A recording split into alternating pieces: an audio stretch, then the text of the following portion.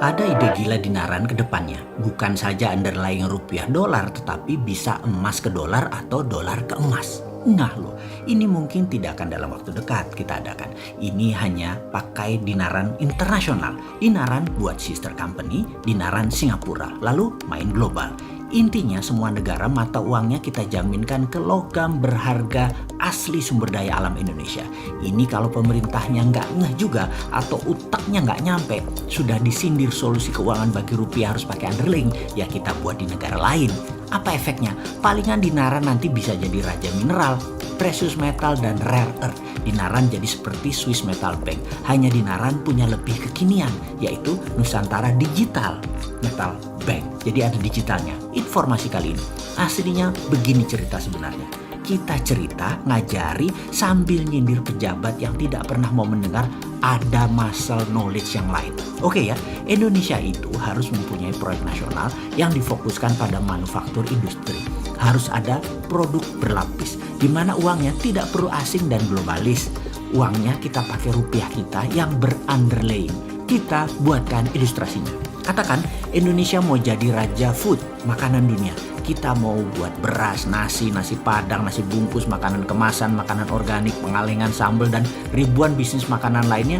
Dari mulai sumber daya alam nasional sampai hasil ikan laut, semua dibuat sampai finish produknya, dibuat manufakturnya, dikemas, awet, tinggal diangetin. Tujuan utama kita tidak impor pangan lagi, baik untuk kebutuhan pokok pangan, beras, bumbu, 9 bahan pokok sampai daging sejenisnya. 100% Indonesia tidak akan impor lagi, dan program ini dijalankan sekarang, di mana dalam 3 tahun ke depan kita independen, tidak ada impor. Dan biayanya ini semua adalah dengan cetak uang. Yang semua nanti mengerjakan siapa? Yaitu 100% UKM swasta. Uangnya katakanlah perlu 1.000 triliun. Uang ini dicetak lalu dibelikan emas di dinaran. Underlying cetak 1.000 triliun tadi adalah emas, di mana tambang emas Antam, tambang emas Lombok milik Grup Angkora dan lain sebagainya adalah sebagai underlying produknya. Lalu uang rupiah tadi dalam 1 tahun keluar lagi untuk membiayai produksi. Seperlunya saja katakanlah setahun 300 triliun. Di sini secara sistem hasil tambang emas tadi akan dibeli hasilnya oleh dinaran sebagai kastodian, jaminan aset emas. Dinaran jadi precious metal bank, kastodian. Maaf ya, hanya istilah supaya paham karena detail administrasi di Bank Indonesia lebih rumit lagi. Jadi istilah-istilah tadi hanya membuat supaya kita mudah mengerti.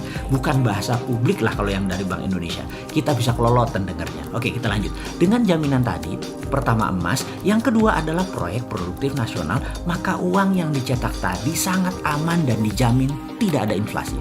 Dinaran tentunya dalam hal ini harus menjadi lembaga SWF atau Sovereign Wealth Fund nasional.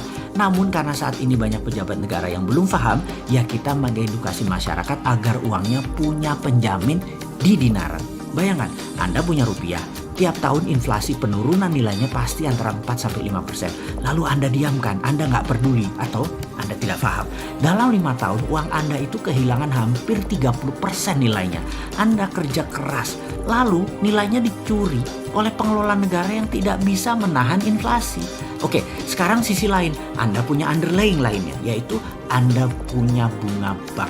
Anda taruh di deposito, dapat 5%-an. Jadi uang Anda anti inflasi saat itu. Benar, tapi underlying-nya deposito.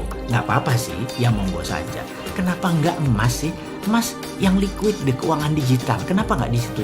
Jadi sebelum pemerintah mengerti, kita bantu negara.